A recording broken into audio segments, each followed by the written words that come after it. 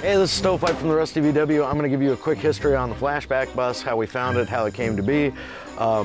Gru and I were coming back from the Kelly Park show, a wonderful show in Northern California, and due to the giganto-enormous engine that Gru has in his 15-window 59 bus, we had to stop for gas. And it seems like I can only go like maybe 10 feet before I have to fill it back up again. I was desperately trying to find a gas station. Sure enough, the VW radar was off and I sensed something. And sure enough, there was a bay window and a driveway. It was just sitting there and it was looking sad. It needed to be liberated. We stopped to look at it and we took out a little piece of paper and we wrote a note. We stuck it in the windshield wiper, the one windshield wiper. A month later, I get a call, got the vehicle shipped down, and it stayed in Stovepipe's driveway because I didn't have any room. There was no brakes, no backing plates, nothing, no motor. We put together a wonderful 1776 motor with it with dual carbs, all new brakes, brake lines, and we ended up with a very nice drivable vehicle. We had a little grudge match going on because it was our vehicle together, but I was the guy that had to store it, and I was the guy doing the work on it, so I told him, hey man, I'm gonna start painting this thing like a hippie bus unless you come get it. And of course he didn't come get it, so I started painting.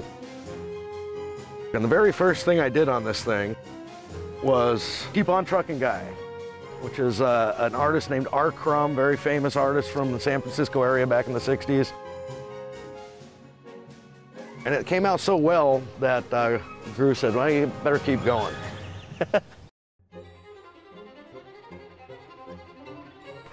The joke ended up being on me because a year later, we finally have finished the body. Now I got to start on the roof, and at that point, we didn't know what people were going to think of this thing.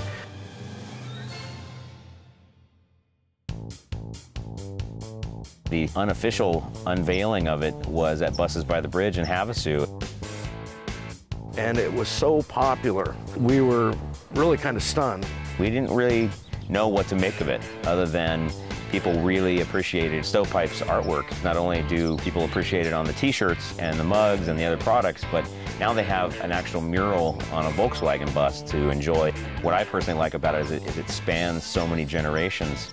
On one side we have the flag raising at Iwo Jima, February 19th, 1945, all the way up to present day. We have Bryan Cranston's character for Breaking Bad on one side, and everything in between. We walked you through literally 7 decades on this bus.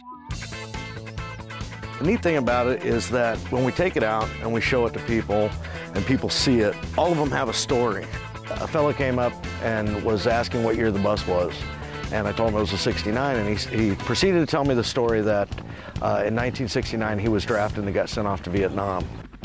And he didn't know if he was going to die in Vietnam or not. So he pulls up his sleeve and he said, the last thing I did is I went down to Chinatown, I got this tattoo. It was Wile E. Coyote and it was choking the Roadrunner. It said, beep, beep your ass. He said, yeah, so I got this tattoo. And I said, well, you saw that, right? He goes, what do you mean? I walked him around the side of the bus and there's the painting of the Wile E. Coyote. He was like, oh man, this is my bus. We gotta have this bus. Not only did you have the 1969 connection, you had the tattoo connection. This bus seems to touch people personally. Everybody who sees it's got a personal connection to some of the artwork, which is exactly what we wanted to do.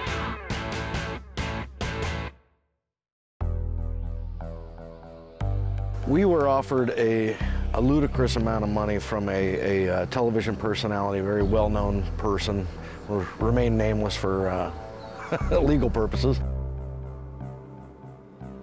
We had a big, long debate over that offer. It was a lot of money. We said, well, let's put a sweepstakes together. And we wanted to do a limited number of entries so that we could keep the expectation realistic. We didn't want it to be like the California lottery where you give your dollar donation and never see it again. We wanted people to know that they had a real chance of owning a masterpiece.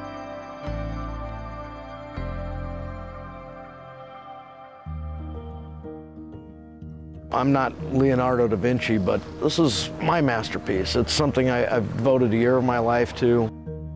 It brings out so much joy when you're driving this car, to have people see it and everyone's flashing you the peace sign, honking their horn, giving you the thumbs up. I didn't want it to end up in a showroom. I wanted it to be seen. I hope that you guys are as excited about it as we are. It's going to be making all the shows.